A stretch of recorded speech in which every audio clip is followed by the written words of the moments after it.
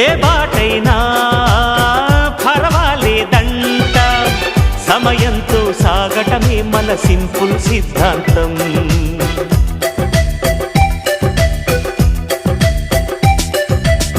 చిరుగాలికి పరిమళమిచ్చే సిరిమల్లెల వనమై ఉందాం, గగనాన్ని నేలను కలిపే హరివిల్లుల వంతెన అవుదాం.